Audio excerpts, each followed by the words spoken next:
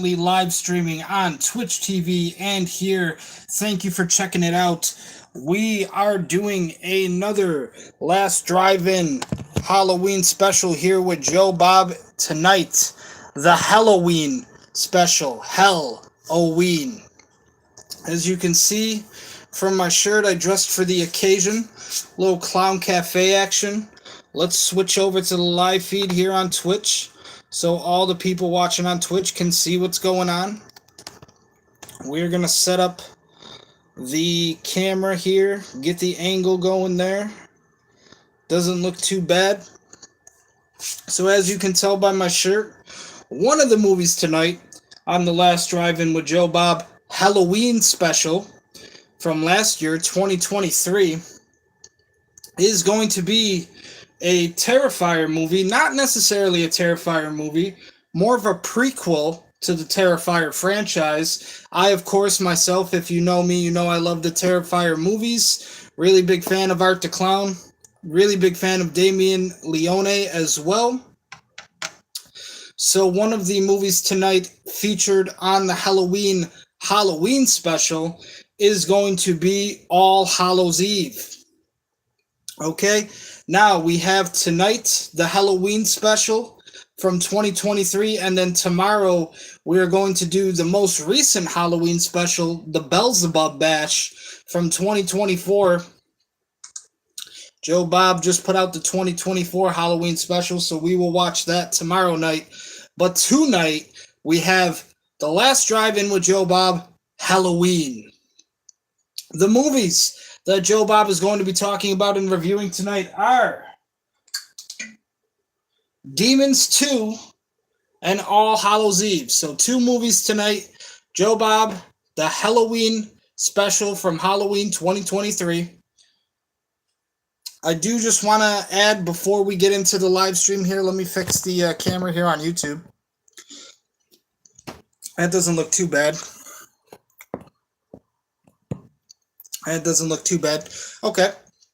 I do just want to add before we get started, you see the haircut. You see the action going on. You can see it.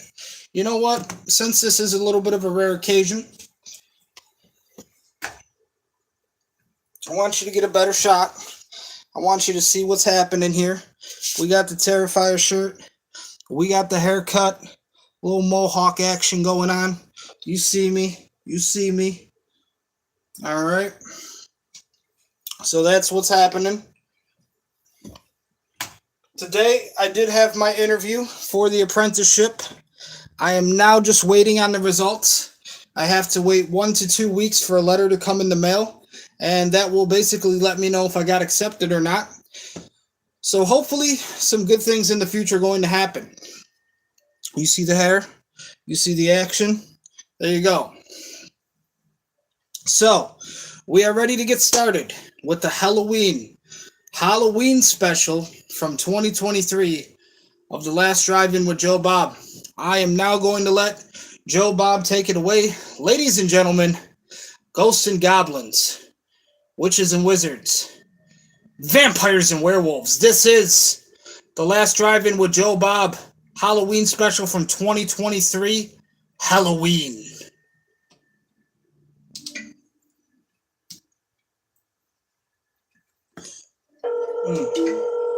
And I also have to add too, we do got some Monster Energy here. The drink of choice tonight. This is the green Monster Energy. I've actually never had this flavor, but I've been told it's basically supposed to be like a green apple. So let me, a little bit of a taste test here. Cheers. Yeah, that definitely tastes like green apple. Salud. Okay. Green apple Monster Energy. Going into HELLoween, I'll take it.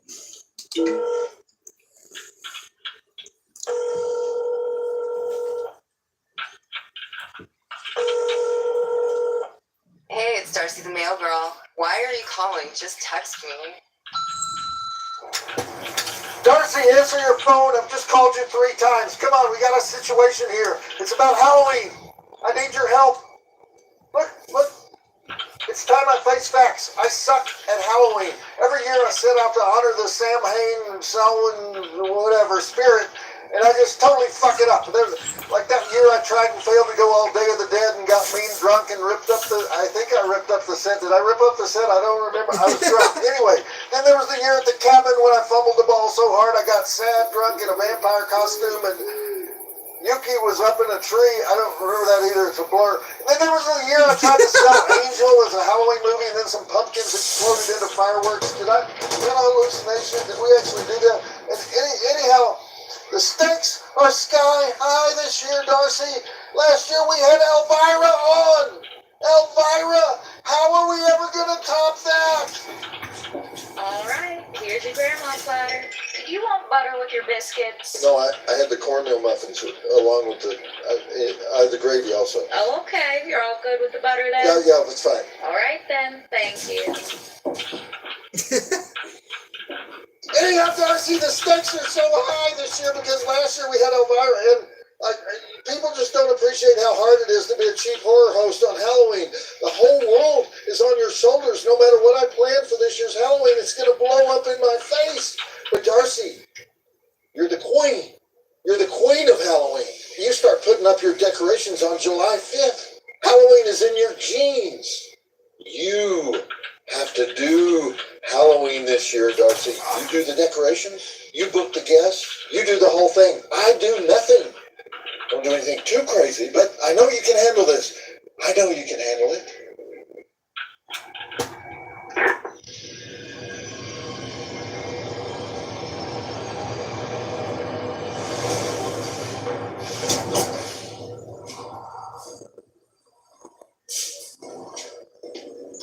Austin, you didn't give her the actual keys to the trailer, did you? I mean, that's what you said. Look, man, she worked really hard on this, so just be nice. All right, everybody, Joe Bob's on set. I hope I don't regret this. Now this is Halloween.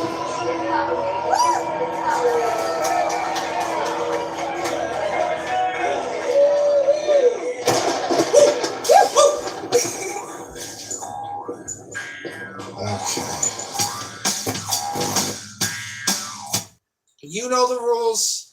We can't play copyrighted music on YouTube. It is not allowed, unfortunately.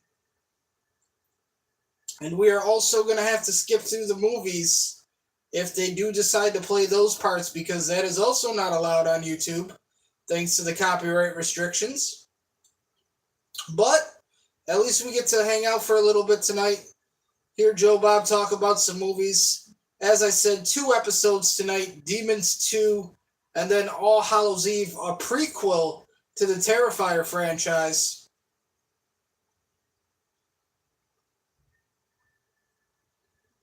And this is the Halloween special from 2023.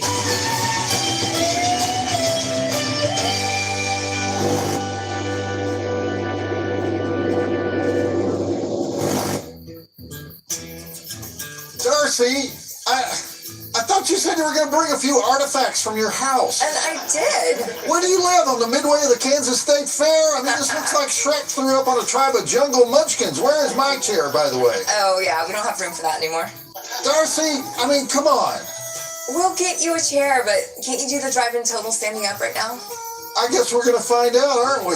You know? I know you love this. I know you do. Actually, I kind of do, but I feel underdressed now. Oh, you're going to take care of that too. Oh, no, you're not. I'm doing Barbie for the next movie, and every Barbie needs her Ken. Oh, definitely not that. You can do Cowboy Ken. You'll love it. I think I'll do Joe Bob the Obnoxious Redneck Neighbor, okay? Please. There will be no kenning on this show. Well, I'm a little discombobulated right now, but this is Joe Bob Briggs, and I'll be bringing you Joe Bob's HELLoween. And as usual, I'm assisted by Darcy the Mail Girl. And what was that? My music. Since when do you have music? It makes everything way more fun. Anyway, Darcy the Mail Girl will be here waiting for your social media posts, your emails, your Instagram photos, your TikToks, your whatever they call tweets these days. And the movie tonight is Demons 2. Woo! 5 years after we showcased the Italian classic Demoni on the original Last Drive-In 24-hour marathon, we are back with the movie that Lamberto Bava and Dario Argento started writing the day after Demons premiered, because Demons was a smash hit not only in America, but in Italy, which didn't always support its homegrown horror fare. And we have an actual demon. What? Remember when you told me that I could book anyone I wanted as a guest? I booked an actual demon. You know, I'm not even going to ask you about that right now. Let's just get to Demoni 2, the movie the world was clamoring for in 1986. Clamoring so much that it premiered just 7 months after Demoni 1. It's the sensitive story of an angst-ridden girl who hides in a room in the middle of the Sweet 16 party and falls victim to a demon watching her through her TV screen. In fact, it's one of the demons from Demoni 1 who gets reanimated when some dimwit reality TV investigators accidentally drip blood on a corpse they find in the alley behind the destroyed theater from the first movie. I think that's what happens. Anyway, just like the demons who came down from the movie screen in Demons 1, this demon pops through the girl's TV and starts spreading the demon plague through a German high-rise apartment building, which was built back in the days when construction companies were not required to make buildings demon-proof, meaning all the electronic doors and windows become locked whenever demon blood drips into the gears of the security system.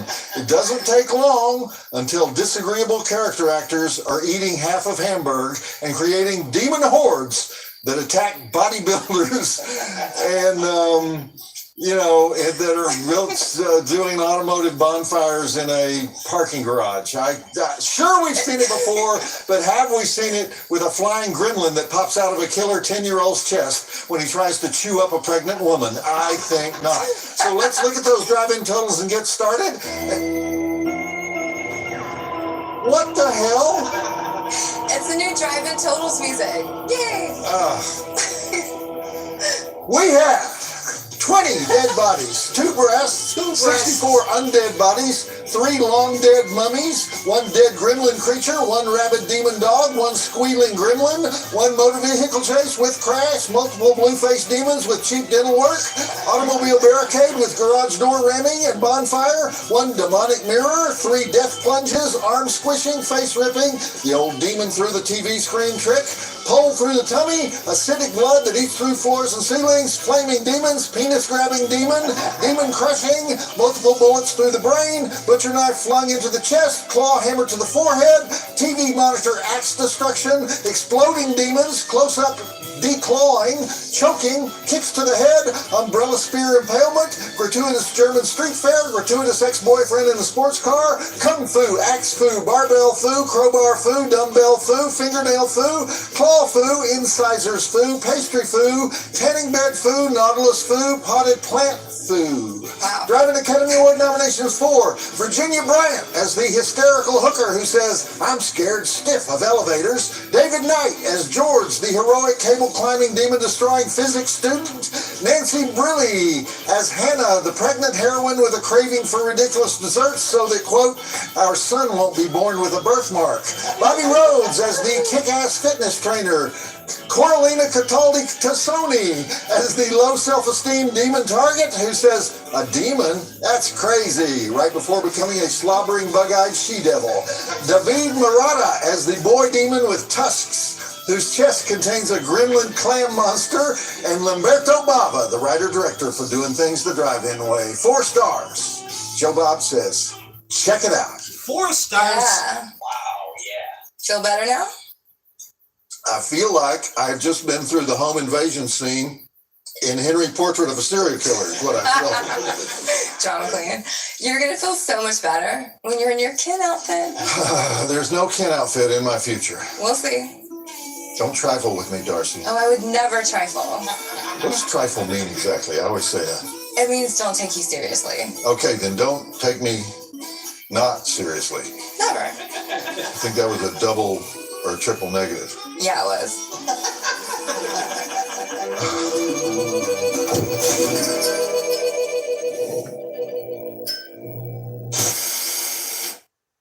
Okay, so we are now fast forwarding through the movie segments and going right to the segment breaks where Joe Bob is going to discuss with us Demons 2.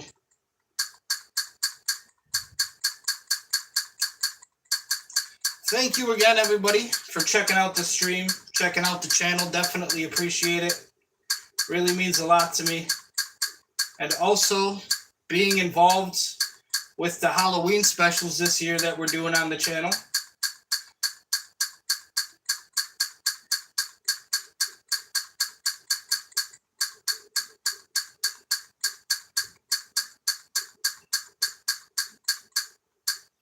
They really didn't hold back with this one. They played about like over half the hour of the movie. It's a 2-hour episode as well. Of course, that's not going to be 2 hours for us. Maybe a 2-hour stream because we do have 2 movies tonight. But this is now the first segment break coming up here with Joe Bob. Idiot! Fix you.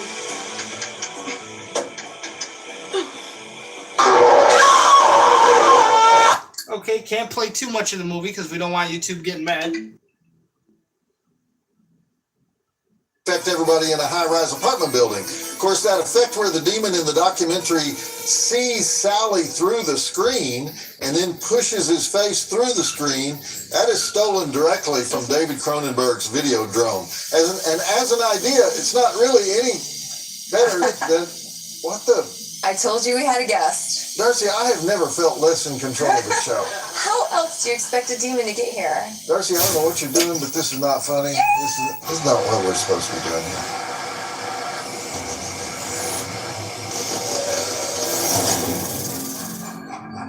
Danhausen? Danhausen! And what are you here for, Danhausen? Danhausen from All Elite Wrestling, AEW. Well, I'm here to let you know that this movie has it all wrong. Oh, wow. It's you. It's the very nice, very evil Danhausen. Yeah! I didn't know you were a real demon. I am not what I seem to be, but I'm here to tell you that was not a demon. The demon in the movie was not a demon? No, that was a zombie, and quite frankly, I'm tired of being grouped together with these green, wet booger people. You know, I was thinking the same thing when I watched the movie the first time, that the demons do seem a lot like zombies. Well, that's because they're not demons. They are the idea of what a person with a bad brain thinks of a demon looks like and acts like and talks like. And what do demons look like? Okay, Darcy, what did you think, Darcy, of the transformation scene? Well, I loved it. Sorry. Are you sorry? You loved it. I loved it, and I knew that you would appreciate having an expert on demonology in the house. An expert on demonology. Okay, where exactly are you from, Danhausen? Thuringia. Thuringia? Is Thuringia a place known for its demons? No. But if you're an actual demon, you would lie to me about that, no matter what I said, right? Never. So if I interview you, you will probably reveal nothing about Demons 2 that we don't already know about Demons. Do you like Demons 2? Oh, yes, very much so. It's very good, very Because it spreads misinformation about demons. You just said that by portraying zombies as demons. Possibly. Are you from Upper Thuringia or Lower Thuringia? Because You have done your research, my friend. My people. We have Walpurgisnacht on this show, and they are big on Walpurgisnacht in rural Thuringia. That is true. And when you say that is true, does that mean that is false? No. Which probably mean back to the movie. I just think thanks for dropping in though, Danhausen. I mean, or pushing in or teleporting in or whatever you did. Did that hurt when you did that? No, only because of the low budget. You've done this before? Yeah, usually we have CGI. It's much, much higher budget. Lots of human money's involved.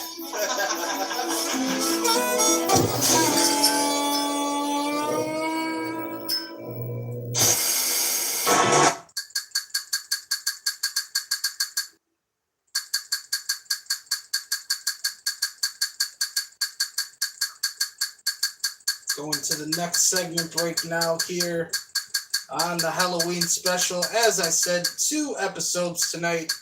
Demons 2, and then following immediately after this, All Hallows Eve. Baby, what's the matter with was Eugenio Bava, who was the greatest special effects guy in the silent era. He invented special effects in Italy. And then his father was Mario Bava of Black Sunday fame. We've honored him here before. Lamberto started out in the late 60s working as an assistant director on his father's films. And if his father had lived longer, he may never have become a director because he was perfectly happy helping the old man. But Mario had trouble getting work in the late 70s, so Lamberto, who was also a writer, reworked the movie Shock, originally written by Dardano Sacchetti, to try to bring the dad back into the mainstream. And Shock was released as Beyond the Door 2. And since we recently showed Beyond the Door 3, and I already explained how and why none of the Beyond the Doors have anything to do with the other one, I also explained how none of the Demons movies have anything to do with one another after the second one. See, we're dealing with Italian producers in the 80s, and they use titles like most people use Kleenex. So if one didn't work, you just got another one. I know the filmmakers at Thuringia, Danhausen, would never do that, right? No, there's only 2 filmmakers in Thuringia, and they are very polite. Of course they are. So anyway, Mario and Lamberto made Shock together, and that may be the greatest performance of Daria Nicolodi's life. But the reason I'm talking about it is that on certain days, Mario would pretend to be too ill to come to the set so that his son could take over and learn how to direct. And so after Mario died, Lamberto made his real solo debut with a movie called Macabre, or in Italy, Macabro, about the real-life case of a woman who kept the severed head of her dead lover in a refrigerator. But the movie had disappointing box office, so Lamberto returned to assistant directing for Dario Argento. And that's how Argento ended up being the producer of Demons in 1985 and then Demone Due in 1986. What's really strange, though, is that after the runaway success of both Demons movies, Lamberto kind of faded away. He became a TV director and he did a remake of Black Sunday, his father's movie, that attracted some minor attention. But that was it. He never really broke out as a director on his own. In fact, the remake of Black Sunday was retitled Demons 5. So, yeah, my head is still spinning though, Darcy. What exactly are we doing here tonight? Well, we got pumpkins, we got ghosts, we got unholy spirits. Unholy spirits? What unholy spirits do we have? Well, Danhausen. Oh! So we are finally celebrating Halloween. All right. Yeah. Danhausen, what caused you to accept Darcy's invitation to be here? I know the two of you both have ties to AEW wrestling, and I appreciate that you came to my jamboree last year. I appreciate that. But do you really love Demons too? No, but I love the idea of looking directly into the camera and seeing the homes that I could take over and make love that Danhausen by hypnotizing him. Of course I'm lying. Really? So in other words, the movie is true. You could look into the camera. Look into that camera, okay? Yeah. What do you see? I see 3 sisters in Lubbock, Texas. And you're saying you could go through that screen right now and start a demon pandemic in Lubbock. Yes, but West Texas is very bad for demon makeup. A little red under the eyes. It runs. What do you think of these demons, Darcy? Man, I want to go to Sally's party, but I'm going to wait until you become Demon Ken. No, that will not be happening. Oh, that is going to be happening. Could I make a suggestion? Okay, go right ahead. We should drink many bottles of aromatique. What is aromatique? Special Thuringian spice liqueur consumed by demons for many, many centuries. All we have is Lone Star. We don't have any aromatique. Well, actually, may I correct you? Really? What will this... Oh. There we go. I've got some for you right here. Isn't that nice? Wow. What will that do? What is this? Oh, well, this will create demon thoughts and increase cinematic pleasure. Really? Oh, yeah. Oh, I never touch European liqueurs. Yeah, pretty good. Do it. You know, Yeah, Darcy, you don't know what you're talking about. In Europe, they put wicked herbs aged in tree trunks and stuff. You know, they have liqueurs over there that are used to power jet engines. You know, this stuff is like, like 500 proof. Do it. Do it. Do it. Do it. All right, I want that. Yeah. I knew it. All right. yeah, that was terrible. Oh, okay. I kind of liked it. Really? Yeah. Okay, we'll have some more. That's Very spicy. Very spicy. Oh, yes, there we go. I've got the all right. powerful reach. Okay, back to the movie. Amazing. So Danhausen, what is the capital of Thuringia? It is Erfurt. It is a very beautiful city. Are you from Erfurt? I was born in the Thuringian forest near Hillberghausen. Oh, okay. Drink up. Did you study demonology as a child or something? You know, what made you an expert on demonology? Actually, I dropped out of Hillberghausen State Academy. Thank you for asking. Aw. All right. Whoa, Darcy. So, you know, hey, what? You went for it? Cheers. I didn't Okay. know that we had cheers, actually. All right. What is in this stuff? It's a ancient Thuringian recipe. Oh, It's yeah? a secret. All right. Pour me two more. Let's do it. All right. There you go. It's not that bad, actually. Right? What are we doing here? I'm taking over your program. Oh, you are? Cool.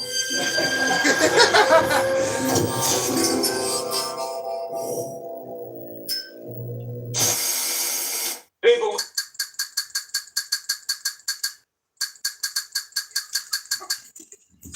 One thing I do just want to add as well, I have recently been thinking about writing my own movie script very soon. If we can get some things happening here, some good things happening in the future to come. I do have to replace the Lenovo laptop here, going on 8 years. Had it for a while now. It's still kicking somehow. But I do have a movie script idea that I do want to start writing.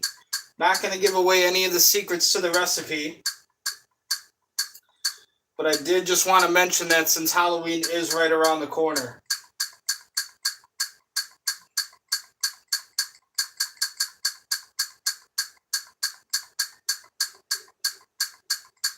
Here we go. Next segment break coming up now. Oh, I love this part. Packs of demons, demon dogs, demons in the gym, demons everywhere. Danhausen, you're really supposed to wait until I talk. Let him speak, sir. I'll be gone soon. I have my eye on camera 3. What do you see on camera 3? Minor league baseball players in Bluefield, West Virginia, my friend. Oh, you're targeting the Ridge Runners? Oh, Bluefield? you know your minor league baseball, my friend. But yes, I think I can use West Virginia as my ground zero for the demon housing apocalyptico housing. It's a tongue twister. What did you put in the Thuringian liqueur? And where can I get more of it, please? Here we Yeah. go. Woo. Woo! Yeah. One criticism of this movie is that the main couple, George and Hannah, the newlywed physicist students expecting their first baby, are just too boring for this world. I mean, George is played by David Knight. He was one of the most famous models in the world at the time the movie was made. You know, he did runways, magazines. He was considered the ultimate Ken doll, handsome specimen of manhood. And speaking of Ken dolls, I think it's time to go put on that blonde Ken wig. I'm just going to ignore that, Darcy, and inform our audience that Hannah, the pregnant woman, is played by Nancy Brilli, a Roman actress who's still working today. And Sally, the first character to turn demon, is played by Coralina Cataldi Tassoni, who, despite the Italian name, is a New Yorker. She was born into an opera family, and she did some work at Second City in Chicago before working with Lamberto. And over the years, she's been a singer and a songwriter and a multimedia artist, but none of that could compare with being Sally the Demon. That's what she's famous for. And the real scene stealer in the movie is Bobby Rhodes, Hank, the fitness trainer. He was the pimp in the first Demons, and Bobby was in just about every Italian horror or action movie throughout the 60s, 70s, 80s, 90s. He worked as a stuntman. He was a heavy. He was an all-around character guy. But for some reason, he's best known to this day for Demons and Demons 2. Hell I'm getting yeah. a little lightheaded with this stuff. So Darcy, maybe you should finish it up. Aw, well, Yeah, there you go. Have another. thank you. Well, you never talked about the demon doggy. Oh yeah, the demon dog. That was an awfully friendly canine demon, Yes. didn't you think? You know, until he ate Anita Bartolucci, another actor known almost entirely for this movie. And I should also mention Sergio Stivoletti, the same special effects guy from Demons 1. He worshipped Rick Baker. You can probably tell. And so he was all about teeth and claws and teeth, claws and teeth. And you're looking good, Darcy. Oh, thank you. Danhausen, what did you put in the Thuringian devil juice? The nectar of the gods. Oh yeah, which ones? Which gods? Darcy, stop hugging the nectar. We'll be back at the next break. You're watching The Last Drive-In House on Shutterhausen. We're not gonna like consort with the devil or anything. Oh, hell yeah, we are. Nothing kinky though, right? Oh, it's gonna be very plain vanilla devil consorting. Okay, that's good.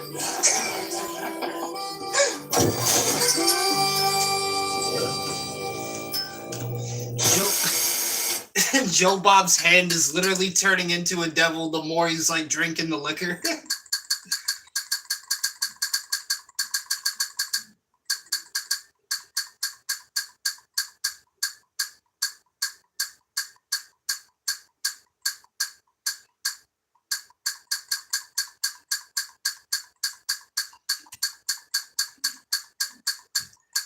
Like I said, after Demons 2, they are going to have another episode featuring All Hallows Eve. This one almost over, believe it or not.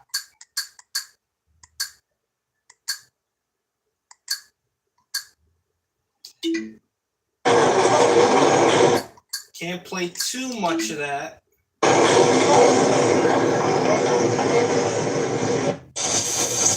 Okay, Danhausen, this whole thing is no longer working for me. Don't touch any more of that Thuringiahausen, Boozehausen, Darcy. Let me just finish these last two shots. All right.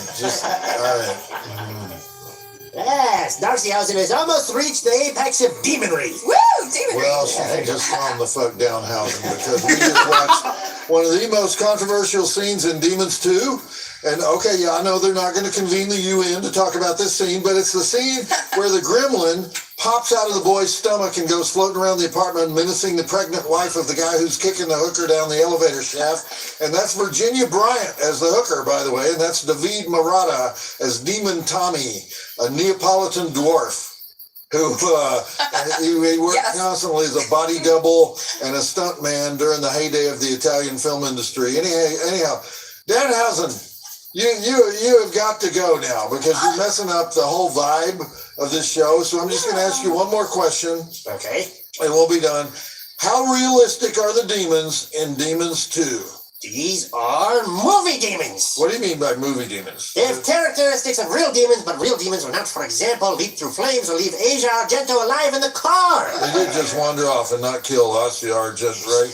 She just watched Mommy and Daddy die, and then she was just left to the rest of her post-traumatic syndrome life, which includes starring in a Vin Diesel movie and dating Anthony Bourdain. So, okay, Danhausen. Yes? Pick a camera so you can, slither on through it and get out of here. Oh. But wait.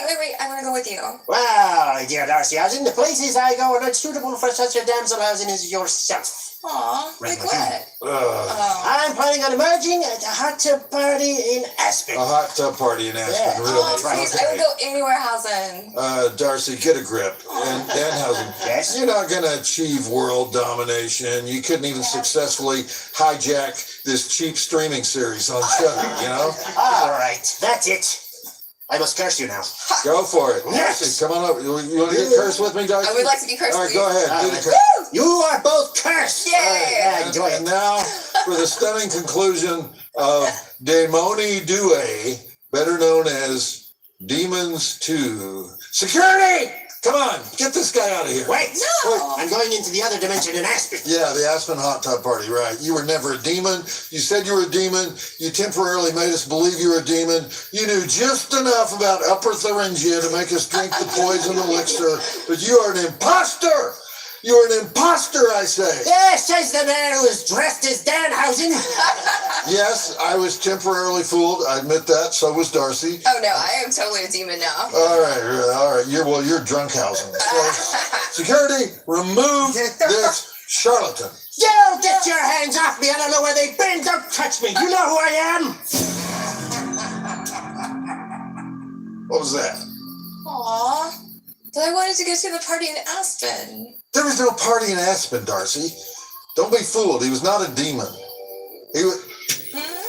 I purchased that for $1. That's not. I mean, that's not really It's Aspen. like Aspen to me, man.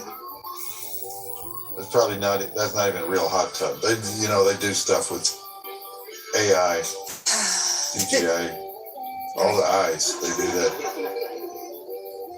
Well, I'm looking at one camera. I can see a lonely television cowboy of some sort. You want his room? Yes, Alison. I think so.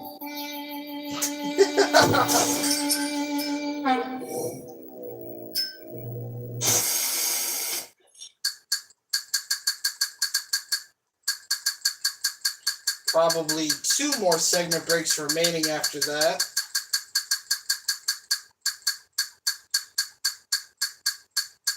Hopefully everybody out there is ready for spooky season. Halloween right around the corner. Devil's Night tomorrow, and it looks like this is going to be after the end credits for the next segment break. In the original script, the script was written by Lamberto Bava, Dario Argento, Franco Ferrini, and the great Dardano Sacchetti, who wrote some of the greatest Argento films and Lucio Fulci films. In the original script, the baby becomes a demon and claws its way out of Hannah's body at the end. Oh, no way. Much better ending, Yes. right? And more in keeping with the downbeat ending of the first movie. But at the last minute, they all decided they wanted an optimistic ending. So nevertheless, it is the first movie ever made where somebody goes into labor while fighting demons. Yeah. And so the MPAA gave it an X rating, and it had to go out unrated in the States. It was still a huge hit, especially for a flick that just cost $1.5 million to make, but it got a lot of flack from, people who pointed out all the cheats in the plot, like, the acidic blood that goes through the floor so people can get infected faster, like the demon dog that didn't seem that scary. He seemed kind of cuddly, right? Like the gremlin that pops out of the demon child because it looked exactly like the gremlins in Gremlins, But then this movie was already ripping off everybody. Videodrome, of course, Shivers, Alien, The Thing.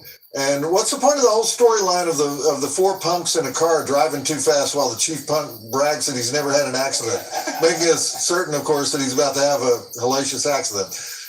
Did you like the music? I did, but I actually like the music in Demon Ones more. Yeah, because that was more hardcore metal, right? They hired Simon Boswell as the composer for part 2. And he went and rounded up a bunch of Brit goth, Is the thing? Yeah, over here, I guess we called it New Wave, but they called it Brit goth over there. So what do you think of the idea that demonic forces can come out of the TV set? Don't they already? I guess that's what happened here tonight. Well, anyway, thanks for bringing Danhausen. You're at least encouraging him to pop in through the telly. The telly. The telly, since we're talking about Brit goth, Have you got a final verdict on Demons 2? Wow, yeah. Great kills, amazing demon makeup, just not a dull moment. Okay. What's better, Demons 1 or Demons 2? I think I'm going to have to go with 2 since it's just nonstop action. All right. Because who needs exposition, right? Fuck exposition. Exactly. Oh, and by the way, we have mail. All right. Here you go. A letter from Russell Brennan of Newburgh. Newburgh, New York? Actually, Newburgh, Scotland, because I know that you love Scotland. Yeah, I do. Cool. What I love about the Scots is the links they will go to watch our show, stream our show. We have more fans in Scotland than all the rest of the UK. Well, Newburgh is a small town in Fife. You know that? Well, I just looked it up because I knew you were going to ask me. Thank you. You're welcome. I do want to know stuff like that, geography of Scotland. Yes, you do. And you don't. I don't. Okay, well, Fife is on the Firth of Forth. Say that 5 times fast. Fife is on the Fife Firth is of on the Forth. Firth of Forth. Fife is on the Firth of Forth. Fife is on the Firth of Forth. Okay. I wonder if I they got say 30. that over there. Fife is on the Firth of Forth. Oh, someone tell us if that's a thing. Okay. Anyway, it's on the First of Forth. Maybe I should just read the letter Yes. from Fife on the Firth of Forth. That's a good call. Hi, Joe Bob. Greetings from Scotland. Don't get enough of your work over here. We did get the Halloween and Christmas shows. Yeah. Shudder can be a bit weird over here. For Christmas, we got the talking segments, but not the films. I'm guessing licensing issues. Still, it's easy enough to watch the movies elsewhere and drop in your bits. It would be fantastic if your show came to the UK. Hopefully, I'll be able to catch it. I chuckled through your Sonny Bean intro to Hills Have Eyes. Amazing how many of my countrymen have never even heard that story. Sonny Bean is the notorious Scottish cannibal from the 16th century. He had a whole cannibal family, and The Hills Have Eyes is based on that story. Thanks for the article. Happy Hogmanay. Happy Hogmanay, Russell Brennan, Newburgh, Scotland. Okay, Darcy, you know how we're always in search of new holidays to do marathons? I do. I love our holiday special. Hogmanay! Ooh. The Scottish version of New Year's. All right, I'm listening. It's the Viking version of winter solstice. Major drinking night. Woo! Back from the days when the Vikings landed on the east coast of Scotland and raped and pillaged. They celebrate that? They celebrate their Viking blood. All right. From the rape and pillage. Not so much the pillage. They have Viking blood from the rape. So what do they do? They eat haggis, neeps, and tatties. And they drink oat whiskey. Mead. And then they throw the mead mugs over their shoulders like a scene from a sword and sorcery movie. All right, I like that. But what do they eat? They eat nothing that's edible for an American, so we'll skip that part. But it's haggis, neeps, and tatties. Tatties. So Scots have an extra stomach or something. I don't know. Okay. All right. So bottom line, yet another international holiday we can bring to America. We just need to deep dive the holiday, and then we'll do a show on it. All right. I don't know that it's international if it's based on Scottish history. Even because it's one country, you may be right, but I mean, especially rape and pillage history. Rape and pillage, true. But Darcy, all night revelry. So what is this show known for? What do we celebrate? All night revelry. Exactly. You can be my first footer, and I'll be your first footer. What do you mean? The main Hogmanay tradition. Whoever is the first person to step into your house after midnight on New Year's Eve, that's the first footer. Okay. And I'll dress up in a tartan, and I'll bring coal, shortbread, a black bun, and whiskey to your door, and you'll have good luck the rest of the year. So you're going to dress up in a kilt? Yeah. We got to go whole hog Scotland. Sold! All right. Whole hog, you said? All right, done. All right. Start researching the best Hogmanay movies. Oh, I will. And apparently that's it for the first half of HELLoween, because I'm getting a signal over here to stop. So thanks to Danhausen for appearing with us tonight. Yeah, Danhausen! I'm Joe Bob Briggs for myself and Darcy the Mail Girl, reminding you that when one door opens and another door closes, you're probably in prison. And the drive-in will never die. And there's two old men, Abe and Saul. They're sitting on a park bench. They're feeding the pigeons, and they're talking about baseball. And Abe turns to Saul, and he says, "Do you think there's baseball in heaven?" And Saul thinks for a minute and says, "I don't know. But let's make a deal. If I die first, I'll come back and tell you if there's baseball in heaven. And if you die first, you do the same." And so they shake on that. And sadly, a few months later, Abe passes away. So a little later, Saul is sitting on the park bench, and there's a voice whispering to him, "Saul, Saul, Saul." He says, "Abel, is that you?" And the voice says, "Yes, this is Abel, and I've got good news and bad news." And Saul says, "Give me the good news first." And Abe says, "Well, there is baseball in heaven." And Saul says, "That's great news. What news could be bad enough to ruin that?" And Abe says, "You're pitching on Friday." Aww. Come on. That's a downer, man.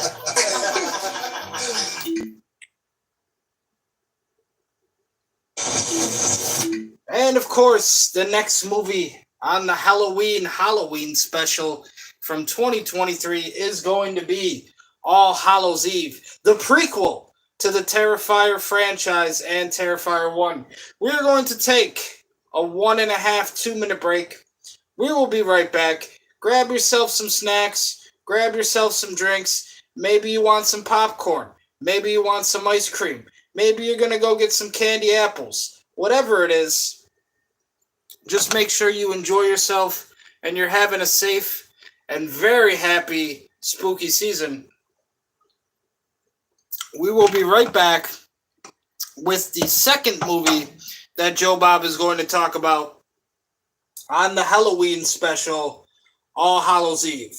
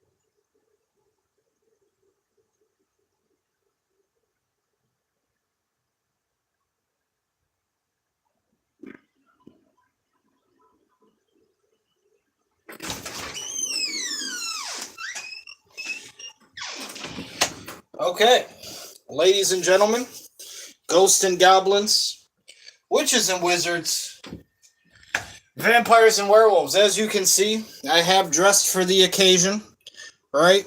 We got the Clown Cafe shirt on here. We are ready for the second episode here on the HELLoween special from 2023. Joe Bob and the crew from the last drive-in are going to be talking about the movie All Hallows Eve, which is the prequel to Terrifier 1 and the Terrifier franchise. Sipping on some apple Monster Energy, green apple Monster Energy. Definitely getting in the spooky season spirit here. So hopefully you all enjoy. And this is the second episode on the HELLoween special. This is All Hallows Eve. You know, Darcy, it's hard to talk about this when you're wearing the official Cowboy 10 costume. I only put this on because you said you were Demon Barbie. What's Demon Barbie about this? I have a little red around the eye. Oh, okay. So anyway, do you know that Samhain marks the end of the harvest season, the beginning of winter, the Celtic New Year, and death, death, death, and more death, because the spirits of all the dead people in the history of the world are visiting us. And by the way, do you know how many of those there are? How many what? How many dead people there are?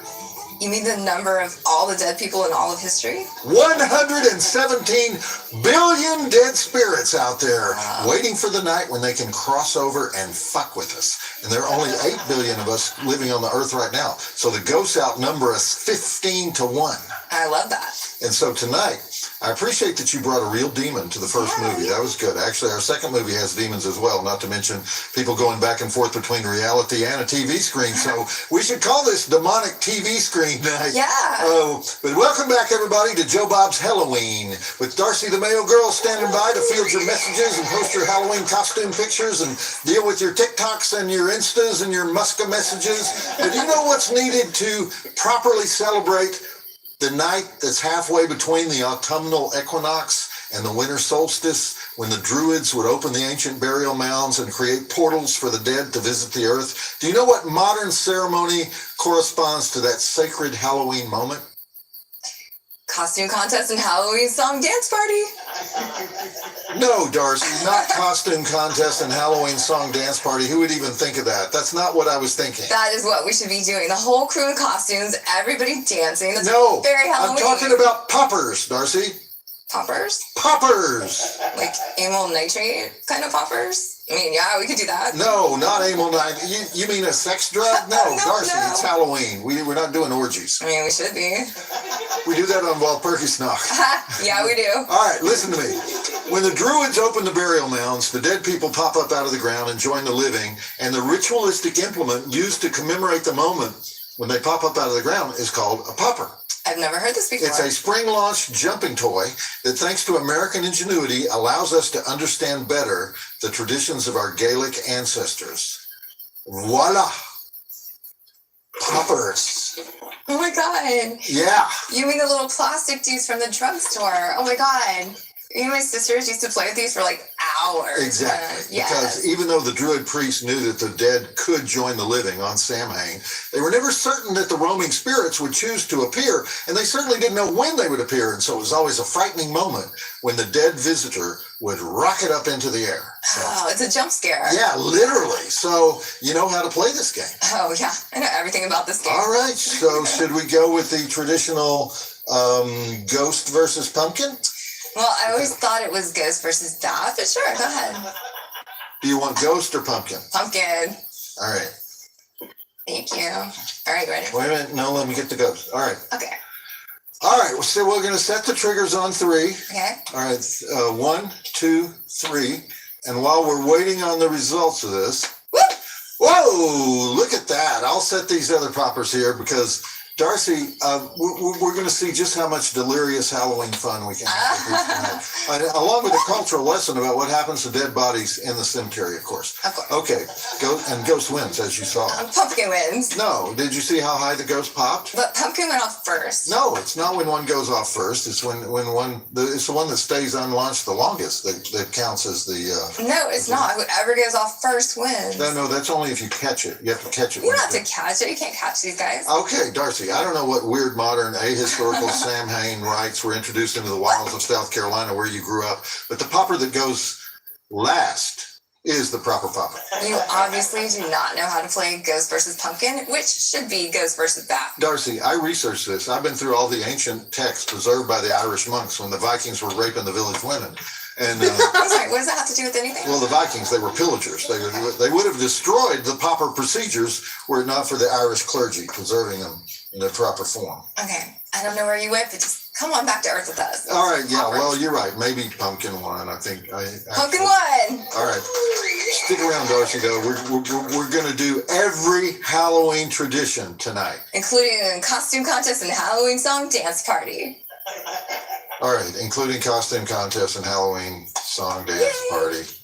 You know, I'm looking at this eyeball popper. What is this? I never saw this before. That's some Art the Clown type shit. Oh, yeah. Okay, and thanks for reminding me. All right. Yes. You go ahead and do the poppers. I'm going to introduce the movie. All Hallows Eve is tonight's movie. And it's our concluding Halloween movie. And it's the sensitive story of a babysitter on Halloween night who has to deal with a mysterious videotape that a kid brings home from trick-or-treating. Unfortunately, it turns out to be a Damien Leone anthology film, and as we all know, Damien Leone can't make any film without putting Art the Clown in it. And Art the Clown specializes in murdering and dismembering innocent people, including children, while honking a bicycle horn, grinning, dancing, and wielding a hacksaw. Sure, we've seen it before, but have we seen it with an alien invasion subplot, a satanic death cult, and a dismemberment laboratory? I think not. So let's look at those drive-in totals and get started. We have 12 dead bodies, 1 bloody mud monster, 1 tunnel of bones, 2 motor vehicle chases with crash and random driver mutilation, butcher knife hacking with flying body parts, stomach slicing with bloody fetus, skin carving graffiti, bimbo dragon, alien stabbing, bullet to the head, grocery cart body part transport, old wooden wheelchair art direction, syringe to the hand, the old cockroach in the flowers trick, the old cellophane over the face trick, monster face skeleton army, satanic blood drinking, gratuitous Night of the Living Dead footage, gratuitous neck roped hostage, gratuitous boiling vat, gratuitous rotten egg vandalism, heads roll, arms roll, legs roll, hands roll, mean sister foo, bicycle horn foo, upchuck foo, clanking chain foo. Driving Academy Award nominations for Katie McGuire is the babysitter who says some pervert could have put that in your bag. Sydney Freihofer is the girl who says it can't be worse than the stuff we see on the internet every day. Kayla Lyon as Casey, the screaming kidnapped girl in chains who sobs, "Why is he keeping us here? Why doesn't he just kill us already?" Mike Gianelli is Art the Clown with the burning eyes who can... Now, this is something to take note of right here. In this movie, All Hallows Eve, David Howard Thornton wasn't Art the Clown at this point. David Howard Thornton didn't even become Art the Clown until Terrifier 1. But in All Hallows Eve, it was Mike Gianelli. crawl up out of the earth when he needs to, and Damien Leone for taking the old babysitter on Halloween story and making it a lot grosser. 4 stars. Joe Bob says, check it out. 4 stars. You got a whole army of poppers waiting to go off, Darcy. I wish. You know what you said about American ingenuity?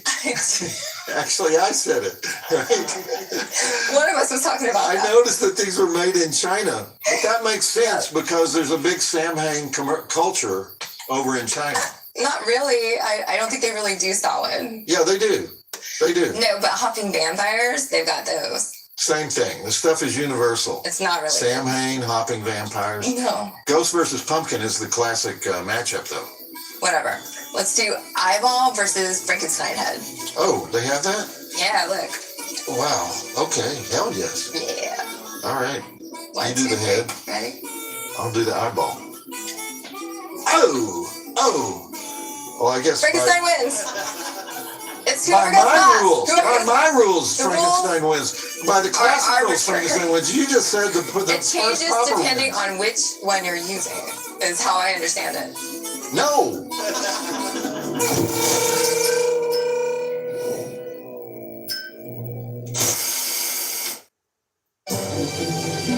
Now, I must say, when it comes to the movie All Hallows Eve, I don't really think that it gets the recognition that it deserves. It is very underrated, especially kind of like modern day. Damien Leone just put out Terrifier 3, which was extremely fucking successful. I watched it myself at the theaters for my birthday movie. Definitely loved it. But when it comes to All Hallows Eve, I don't really think people talk about it as much because it's not in the traditional trilogy format that the Terrifier movies are in right now. It is a Damien Leone movie. It does feature Art the Clown. But like I said, Art the Clown is not being played by David Howard Thornton in this movie. So maybe that is kind of why it doesn't get the same love and praise. I still think it's a pretty good movie. It's definitely a really good horror movie. But David Howard Thornton does kind of make Art the Clown the character, kind of like how Robert Englund made Freddy Krueger. It's sad to ever think about Art the Clown without David Howard Thornton at this point. Joe Bob also mentioned how he doesn't really believe that Damien Leone can make another movie that doesn't feature Art the Clown in it. I have personally heard Damien say himself that he's only going to make maybe 1 or 2 more Terrifier movies, and that he kind of wants to end the franchise with that. He is actually wanting to do his own version of a zombie movie, which to me is interesting. I'm not a very big fan of zombie stuff. To me, zombie movies and ghost movies are kind of very similar. To me, they're just very cheap and very easily done. You know me, I love my slashers, I love my cannibal films, I love my classic monsters, the vampires, the werewolves, the witches. But zombies and ghosts really ain't my style when it comes to horror stuff. But if Damien Leone wants to try his hand at it, I'd say go ahead, and I would still check it out because it's a Damien Leone film.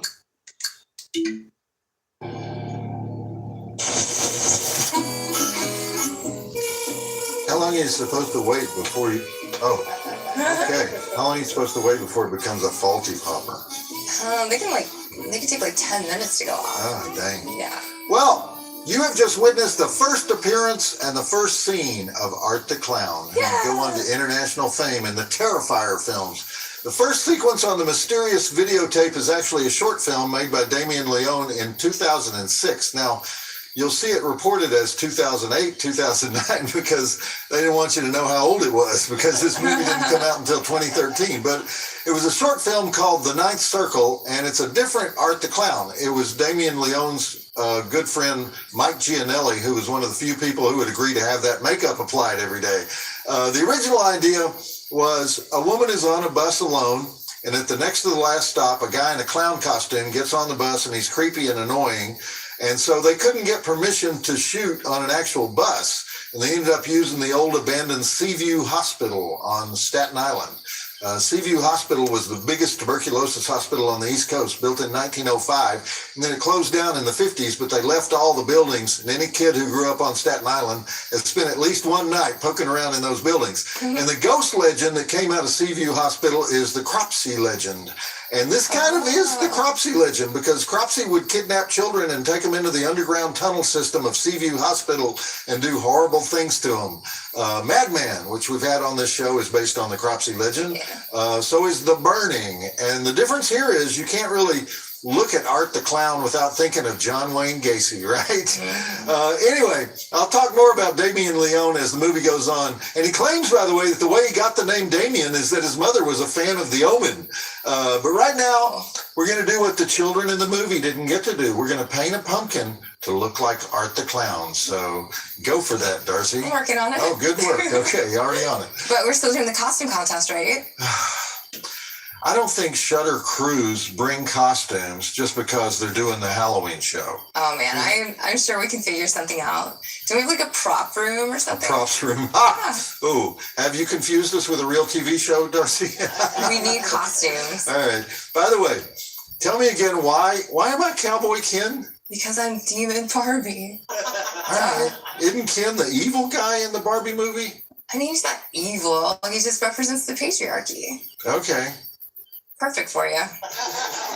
You know, I don't really know what people mean when they say the patriarchy. Why don't you just go read one of your own books? Oh, really?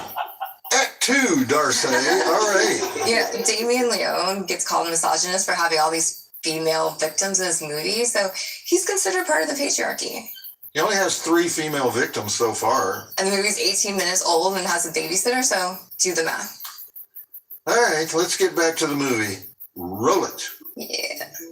There's actually a sub-genre of horror called Staten Island horror. And all the movies are based on Cropsey. They have one legend on Staten Island, and they stick to that legend. When were you in Staten Island? I've been to Staten Island many times. It's where all the New York City cops and firefighters live. And it's New Yorkers who go on vacation in New Jersey. That's how hardcore they are. Why does that make them hardcore? Well, you know, they support the patriarchy there. You know, it's like they're, you know, if you took a vote, the patriarchy would win by a sizable margin over the feminist Barbie. And also, when did Barbie become a feminist? I mean, weren't the feminists always criticizing Barbie and complaining for like 100 years that she was a bad influence on young girls, gave them a bad body image? You know, there was this big feminist thing about Barbie. When did that change? I mean, I think the movie changed all that. Really? Yeah. So now it's okay to aspire to be Barbie. It's complicated. Darcy, Barbie is not complicated. It's complicated. Well, you make a mean demon Barbie. I'll say that. Why, thank you.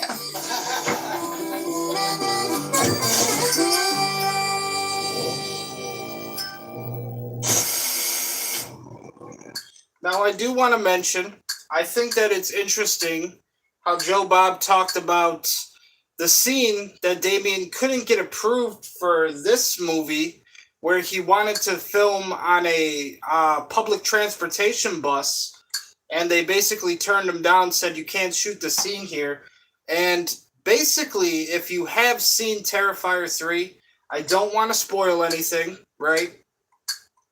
But let's just say things definitely, one way or another, end up coming full circle for the Terrifier movies and Art the Clown. It's really cool how those little Easter eggs are kind of scattered throughout the Terrifier movies.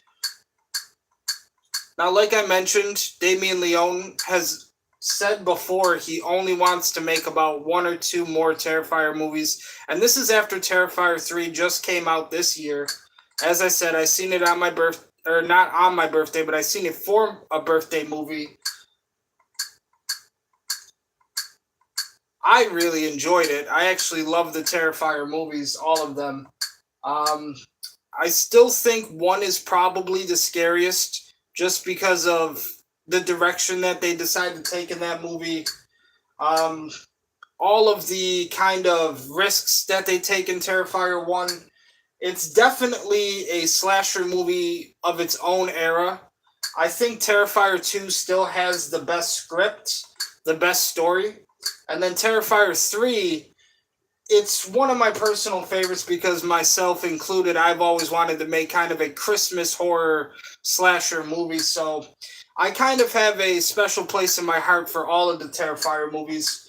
Like I said, I don't really think All Hallows Eve really gets that much acclaim or love that it kind of needs because, again, David Howard Thornton is not playing Art the Clown in All Hallows Eve. It was Mike Gianelli, who was basically just friends with the director, Damien. And that's kind of how he got the role to play Art the Clown, because they were just friends with each other. But now we have David Howard Thornton as Art the Clown. And I think during the next segment break, I'll talk about what I want to talk about. Or after the next segment break, I should say. Yeah, little Tia obviously made that John Wayne Gacy connection, didn't she? All right, I missed my bolo. I had to put my bolo on, even though it's Cowboy Ken. Plus, you know, patriarchy. Okay, Darcy, let's talk about the Celts. Do we have to? The Celts chose the humble apple as their symbolic fruit on Samhain, which was also known as the Feast of Apples, and apples were known as the fruit of the gods. We're sipping on apple Monster Energy. We got Monster Apple Energy out here. Tonight, we're bringing back bobbing for apples as a venerated Halloween tradition. So, here, I want to bind your wrists so that you can't cheat. Is that really necessary? No, just keep your hands behind your back, okay? Are you ready? Yeah. You go first. Okay. We're gonna go on 3. All right. 1, 2, 3. You know, bobbing for apples can take hours sometimes because in order to get the okay. Well, Hell yeah. really? That means you'll give birth this year. But I want to give birth this year. Oh, well, it's not up to you because that was a fertility ritual, and so you are fertile now. I am not getting pregnant, baby. All right, well, we'll see, won't we? That's why a lot of women went for nuts instead of apples, because you can substitute nuts. You didn't really do that right, but you need lots of virgins to all be bobbing for the same apple. They're trying to get a husband, get married, and get pregnant all at the same time. Yeah, I've been there, done that. All right, and speaking of childbirth, what did you think of all the demons getting the blood from the fetus and feeding it to Satan? Oh my god, awesome. If this was Damien Leone's first movie, you can already see how talented he is. Because he does things like that. Yes. You know, it was his first movie. And in fact, as a short film, it's kind of what made Art the Clown famous on YouTube.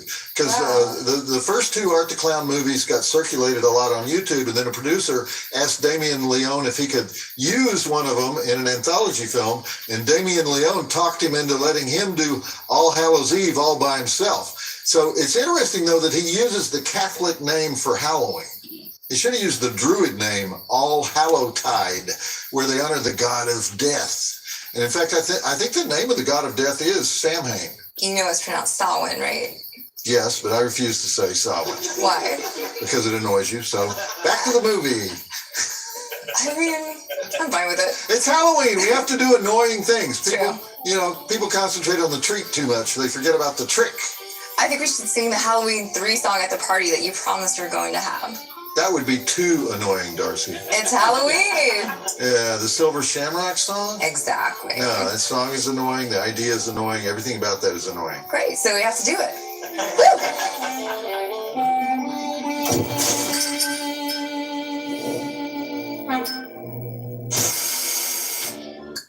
Now, like I said, I do consider All Hallows Eve a good horror movie. It's definitely not bad. I think you have to be a certain kind of fan to really appreciate it. But for me, I really like what Damien Leone did with this movie. Considering if it is his first movie, which it is, he really, set the tone moving forward for the Terrifier franchise and Art the Clown.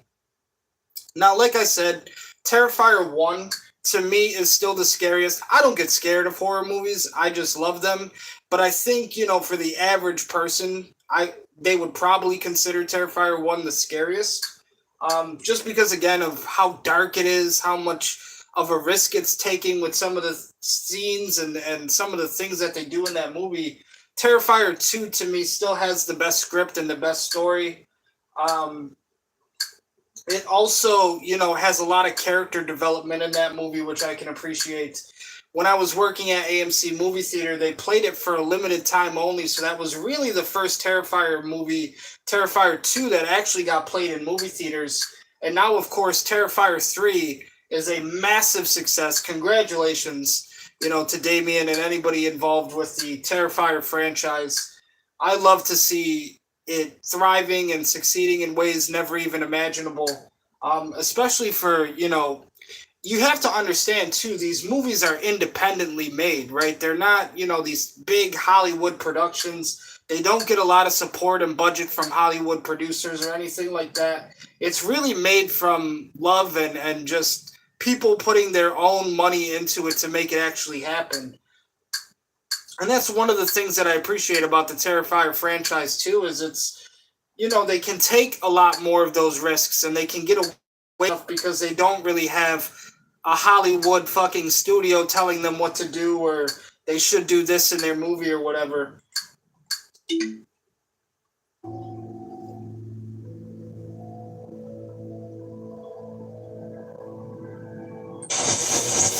Wow, Darcy.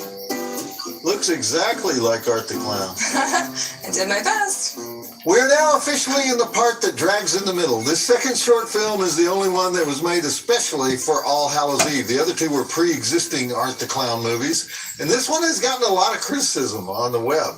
But I love it. I love the goofy direction that we're about to go in. And I love the fact that he creates so much tension just with noises and lights and stuff. Damien Leone is one of the few special effects artists turned directors. Famous guys like Tom Savini have gotten directing jobs later in life, but Damien Leone, he went to a Chiller Theater convention in New Jersey when he was 11 years old just to meet Tom Savini and buy some stage blood and one of those machetes with a half circle cut out of it so he could go home and gore movies with a camcorder.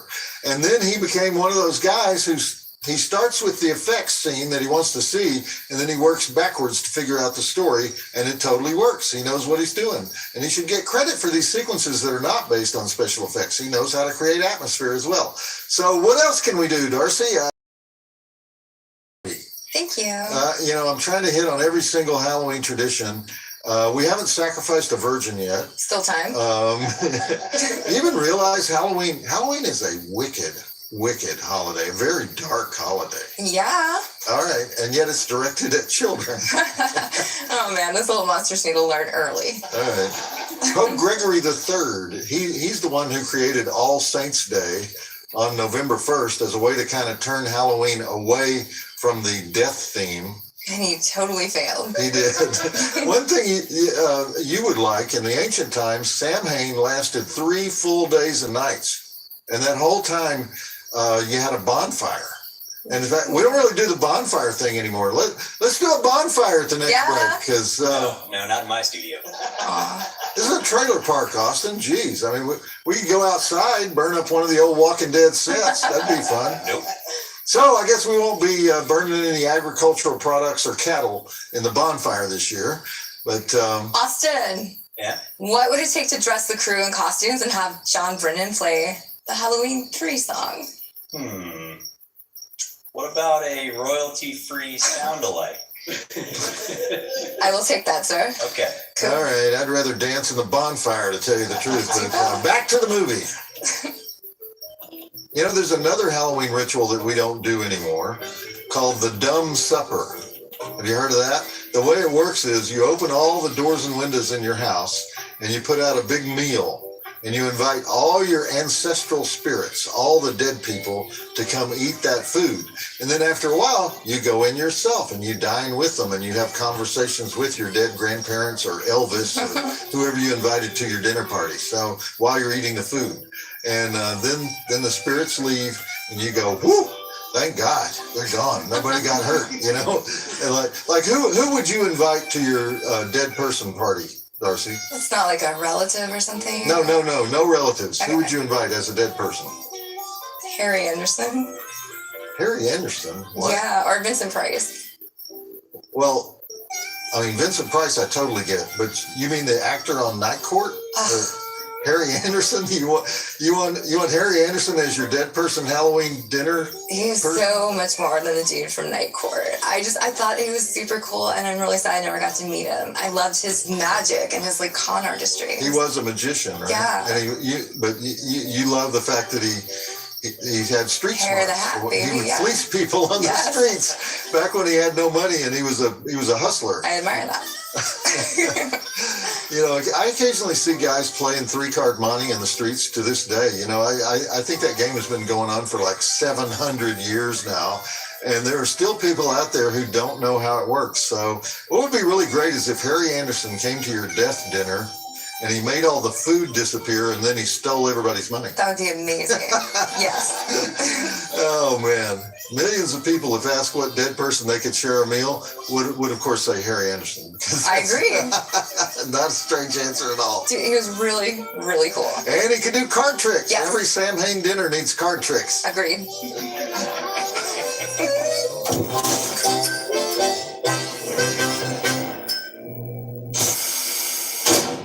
Okay, so coming up to the next segment break here.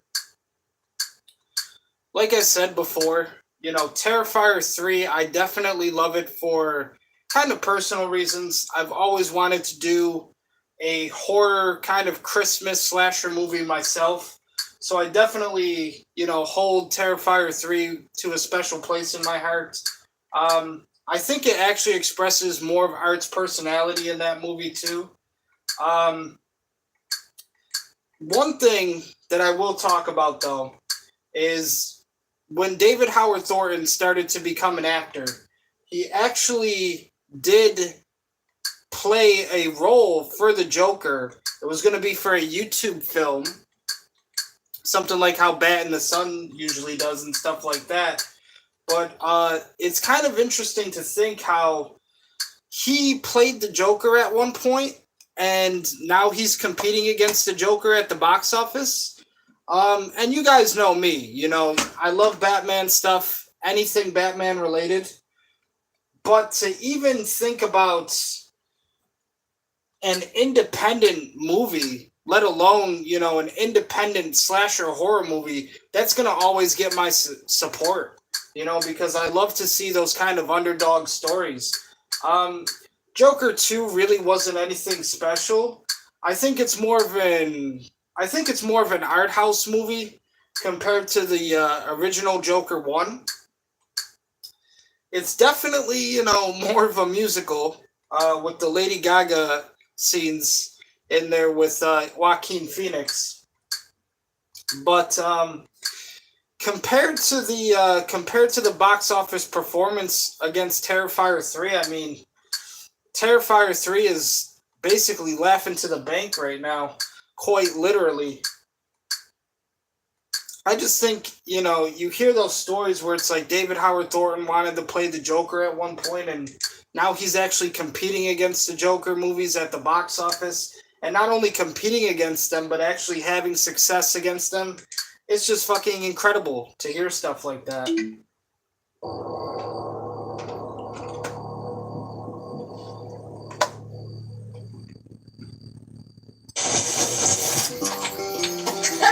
good. Wow. Yeah, that was Catherine Callahan playing Carolyn, Long Island native, New York City actress, does a lot of TV. And while we're identifying people, that's Katie McGuire as Sarah the babysitter, also grew up on Long Island, New York City actress, does a lot of theater. Katie McGuire is in all the Terrifier movies. I find her to be very believable. It's easy to overact that babysitter role, and she keeps it under control. So Darcy, candy corn? Well, no, thank you. I'm not a fan of candy corn either, but... Oh, no, I love candy corn. I just can't eat it anymore. Why? Vegan. Candy corn's vegan? It's No, not vegan. it's not vegan. That's the Oh, problem. wow. If somebody has vegan candy. All right, how about a Day of the Dead Sugar Skull Lollipop ring? Just like, you want one of those? No, Can't tempt you? Dum Dum? I'm good. Spooky Spider? Witch's Brew Kit Kat? I'm trying to give you every single Halloween experience in one night. Just put it all into a plastic pumpkin. I'll take it back to my kid. Oh, okay. Thank you. All right. Art the Clown. Would you say Art the Clown is the opposite of Pennywise? Would you agree with me on that? Maybe not the opposite, but very different. Yeah. Now, it's actually interesting that they're talking about this, too, because Damien Leone has said himself that he wanted Art the Clown to be the opposite of Pennywise, because when Damien was creating the character of Art the Clown for Terrifier, he would take inspiration from Stephen King's It and the Pennywise character, and you basically see how Pennywise is very arrogant. He's very, Pennywise talks a lot. He's always kind of comical in a way with his jokes and his satire. Pennywise is also very colorful. Now compare that to Art the Clown, who dresses in black and white. There's a lot of mime gimmicks, doesn't speak, doesn't really do a whole lot of talking at all. Still, kind of comical, but in his own way. Pennywise is more of like a demon, and Art the Clown is kind of like a demon too, but in a different way. Basically, it's like Damien Leone was taking a lot of inspiration from Stephen King's It and the Pennywise character, but he just wanted to do his own interpretation of it. Pennywise doesn't use weapons. I think that's one of the things he said. Meanwhile, Art the Clown basically uses any weapons that he can get his hands on. Yeah, because Art the Clown is black and white, and Pennywise is colorful. And Art the Clown never speaks, and Pennywise does speak. And Art the Clown is always happy, especially when he's killing somebody or cutting somebody up. And the makeup is just, I don't know what it is exactly about that Art the Clown makeup, but it just instantly sells that character as evil. And I think partly it's because Art looks like a mime. I guess he is a mime, isn't he? He is a mime. Oh, yeah. He never speaks. And so everyone hates mimes. So if you hate clowns and you hate mimes, Art is the monster of your dreams. Okay, we're getting to the part of the movie that launched the whole Terrifier franchise. So let's behold the wonder. Art the Clown at his scariest and clowniest. The two always go together. Roll the flick. Didn't clowns come from France? Isn't it a French thing? It feels like a French thing. I think Italy. Italy? I think. Are you sure? Let's say yes. Well, the Italians have a better sense of humor than the French, but Pierrot and Harlequin, aren't those the two original clowns? Yeah, and those are Italian. Really? Yeah. Pierrot doesn't sound Italian. Well, he is. It's French. Do you know a lot of clowns? Oh, yeah. We have some candy clown oodles. Know some of those? I don't eat clown. Oh, okay.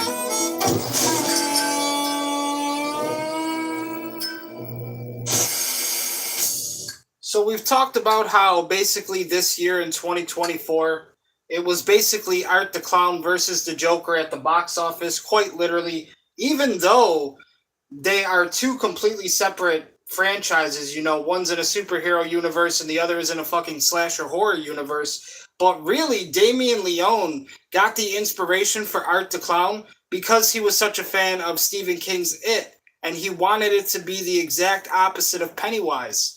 I have to give Damien Leone a lot of credit because for a while, you know, there hasn't really been a good slasher movie in my opinion. Now, I'll tell people all the time, you know, I love things where it's done with Eli Roth and Rob Zombie. I love their horror movies and their interpretations of them. But really, you know, when it comes to the slasher genre, we haven't had an icon in a while. Really, the slasher genre kind of died after Scream. So when you think about it, Scream is kind of the final slasher film to really have an impact on audiences until most recently with Terrifier and Art the Clown. I think it's just amazing how much work Damien Leone has put into the Terrifier franchise. Like I said, Damien wanted Art the Clown to be the exact opposite of Pennywise because when he was creating that character, he wanted it to basically give him the same feeling that he had when he was watching the Stephen King It movies, the original at least, and he wanted Art the Clown to be the exact opposite of Pennywise. Me, myself, you know, I love Stephen King. I love his books. His movies are great. I wasn't a very big fan of Pennywise. I mean, I could see the original. I definitely liked the original, but the remake, Stephen King's It, I just did not care for at all. I thought they just went in a little bit of a direction that I could not really get along with, and I just did not care for the Stephen King It remakes. But the original I definitely like. It's, like I said, it's just very funny to me how people are always talking about Art the Clown versus Joker, when in reality it was always Art the Clown versus Pennywise. Damien Leone also was, he became a FX artist, basically trying to follow in the footsteps of a Tom Savini. And it's very incredible to say that too, because Tom Savini most recently has a cameo in Terrifier 3. So like I said, it's just very cool how this franchise has brought some of these things full circle. You get to see, Tom Savini, another inspiration for Damien in the Terrifier movies now. And I think that's part of the reason why Terrifier 3 had a lot of good fucking special effects. Okay? The special effects in Terrifier movies are always fucking amazing to me. But in Terrifier 3 specifically, if you got Damien and Tom Savini working on special effects, that is definitely 5 stars in my opinion. So like I said, it's just cool to see how all those things come full circle. Damien gets to work with a lot of the people that inspired him to even make movies, and you guys know me, I love my slasher stuff. Especially when it's that grindhouse style, that really gory style. I really can appreciate those movies.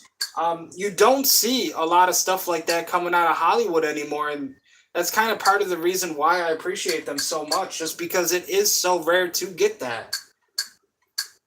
I'm sick of everything being fucking about ghosts and paranormal activity and fucking Conjuring movies and Insidious movies. I want my slashers back. I want more Eli Roth movies. I want more Rob Zombie movies. I want more Damien Leone movies. I want to fucking make movies.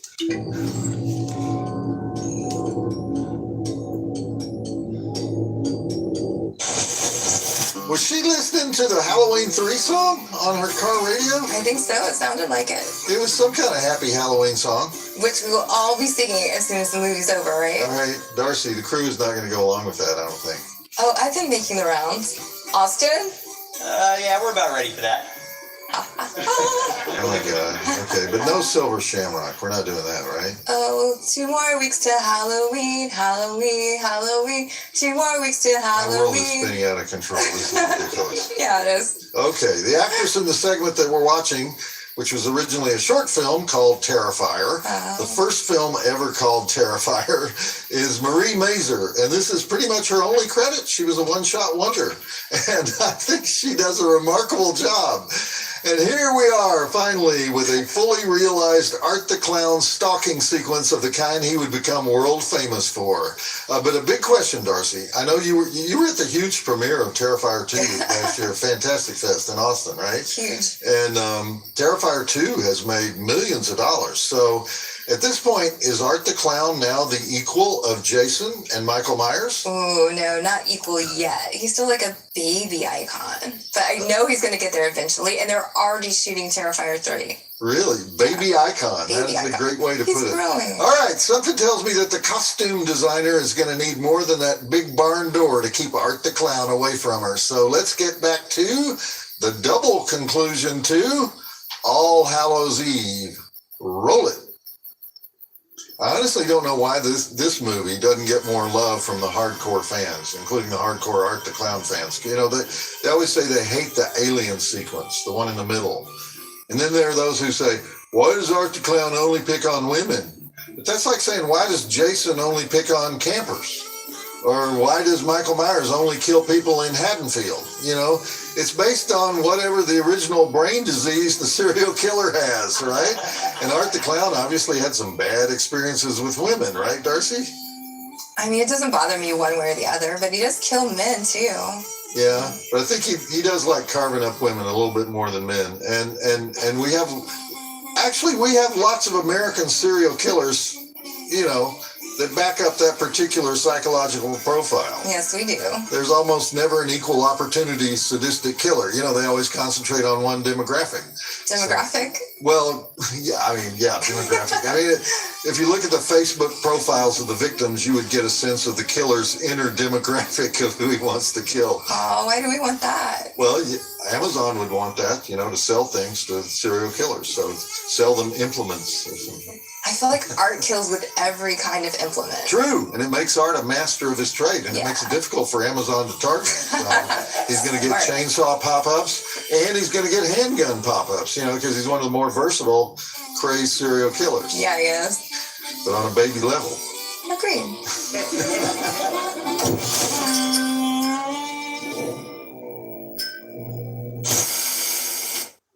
Now, it's kind of crazy to me to think that a lot of the critical comments that, you know, the Terrifier movies get is that Art only kills women, or that Art only kills, like, females.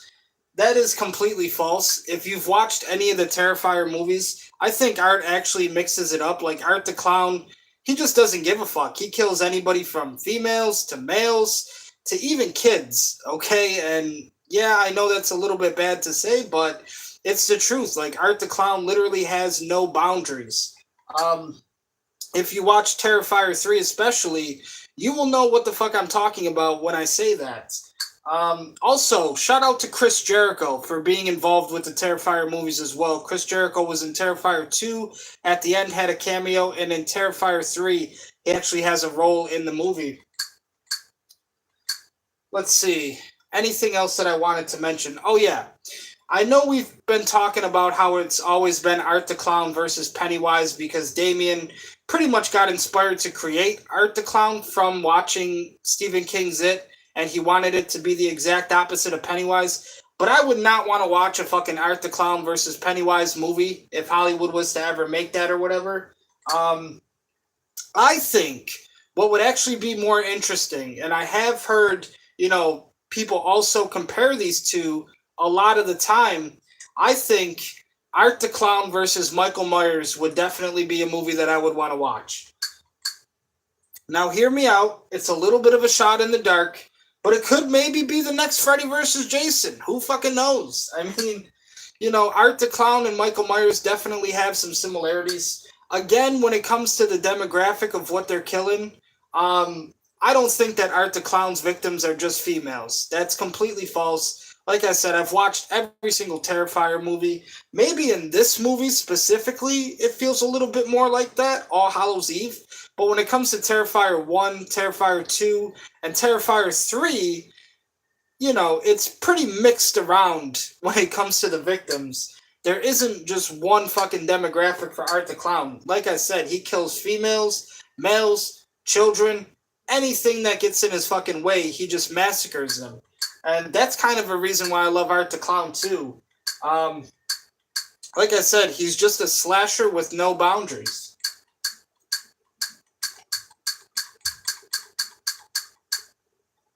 But I think Art the Clown versus Michael Myers would definitely be a movie that I'm interested in watching for sure.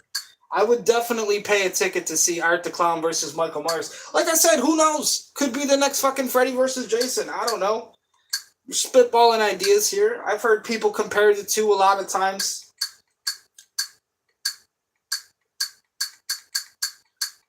But we are coming up to the conclusion here of All Hallows Eve now.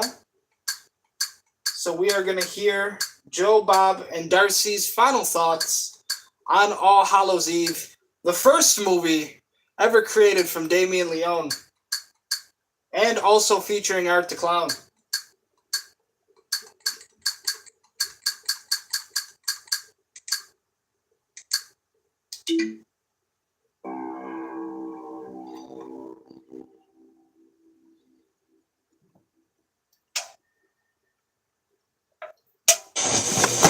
So, no happy endings in Art the Clown films. Damien Leone has done something very interesting. He's done a new twist on the old check on the children urban myth. Because in the classic version, the babysitter keeps getting these creepy phone calls saying she should check on the children. And so she keeps going upstairs to check on the children. And then halfway through the story, she realizes the caller is phoning from inside the house. And in this case, Art truly is inside the house, but he gets there. Well, I'm not sure exactly how he gets from the tape to the TV screen to Sarah's couch to the upstairs bedroom. But anyway, he makes it clear that she should have checked on the children. And by the way, that rope that Art uses to beat on the costume designer, it's actually the accumulated hair of all Art's victims braided together with the weapons that he used to kill each one braided into the rope.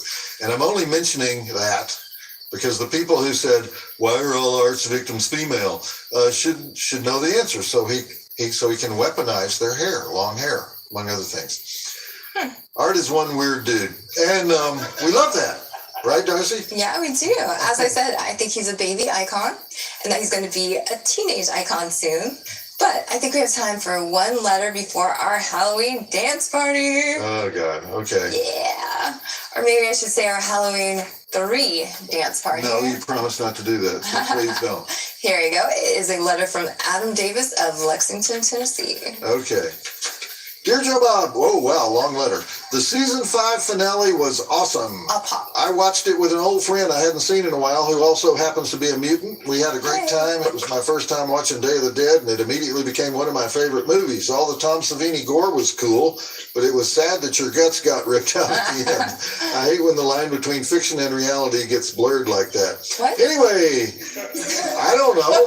If you didn't read it on the envelope, my name is Adam Davis, and I'm from Lexington, Tennessee. I just finished my bachelor's degree, and I'm spending some time at home this summer while I work on getting into med school. I became inspired to pursue medicine after watching Reanimator on your 2018 marathon. So I wanted to thank you for introducing me to my role model, Herbert West. All right. Wow, somebody needs to watch this guy. Aren't all the doctors in Reanimator stark raving mad? You know, seriously though. Okay, so seriously though. The last drive-in means a lot to me, and this letter is an attempt to express that. I don't have much of a story to tell, but I can say that your show has changed the way I watch movies, and movies influence the way I see the world. Even though you're only cheap horror host, I think there's something really special about The Last Drive-In. It isn't just the information about the movies or the drive-in totals that inspire my love for the show. Those things are awesome. I can't fully explain it, but there's something deeply comforting in the way you talk about horror. To me, the show conveys an attitude of acceptance and ultimate peace with the world. Peace with the world? And the other people in it. Horror movies make me feel better able to accept and affirm all of life, including the nasty parts, and The Last Drive-In seems to embody that aspect of horror. I assume the nasty parts. I really love the speech at the end of Nightbreed in this year's July 4th message. The zero tolerance rant before Hello, Mary Lou ripped, and so did the intro to House of the Devil when you talked about hell. But there's too many good rants. See how much he likes the rants? To mention all of them. And this letter is already getting pretty long-winded. Yes, it is, so I'll stop. I also appreciate how you make occasional references to Christianity without any of the Bible-thumping Baptist preacher bullshit.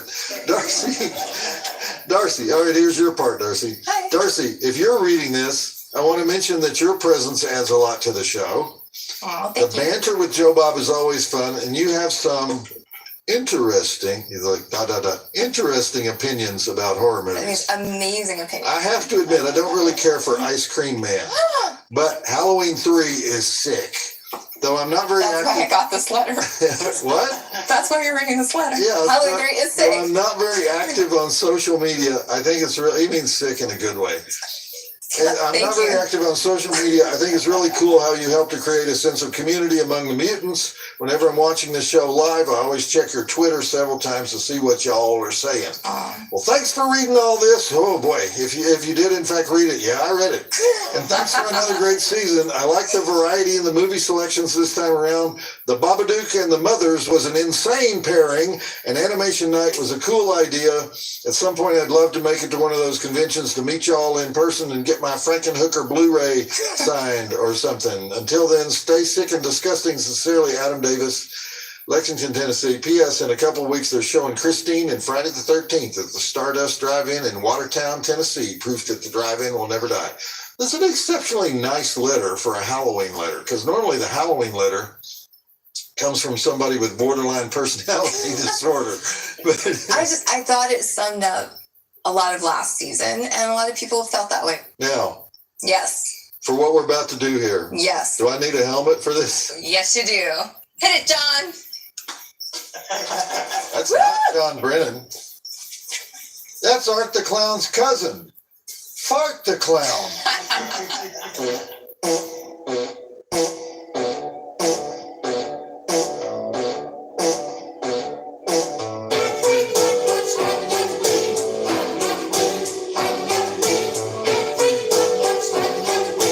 Have a popper.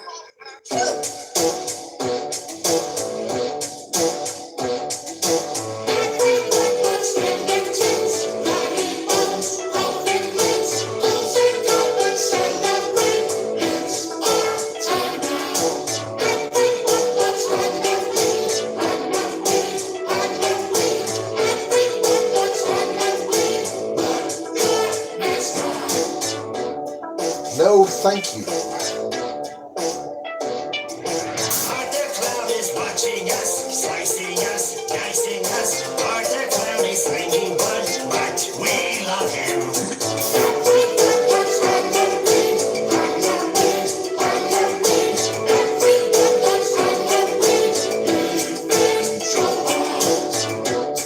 May I venture a verse? Okay.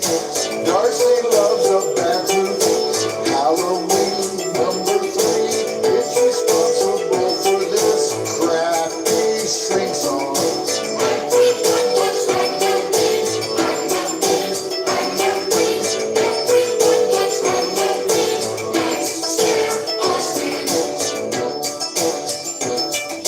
May I venture a verse? Joe Bob loves to heckle me. He dislikes #3. But Tom Atkins said to me, he can suck it.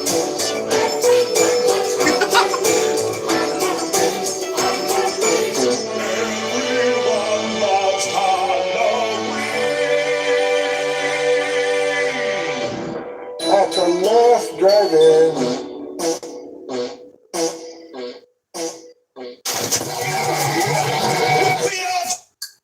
Written and performed by Joe Bob Briggs. Okay. Ladies and gentlemen, ghosts and goblins, witches and wizards. There you see the Clown Cafe shirt. Ladies and gentlemen, ghosts and goblins, witches and wizards, vampires and werewolves. Thank you so much for being here with me on this spooky season night. That is going to conclude the 2023 Halloween special of The Last Drive-In with Joe Bob, HELLoween. I hope you all enjoyed. Thank you so much for watching. Thank you for your support. Thank you for your viewership. It means everything to me. We will be back again tomorrow with the final Halloween special on The Last Drive-In here with Joe Bob. Tomorrow, the Beelzebub Bash, most recently aired this year in 2024. So that is what's happening tomorrow night. Thank you once again for being here with me. Until next time, peace, God.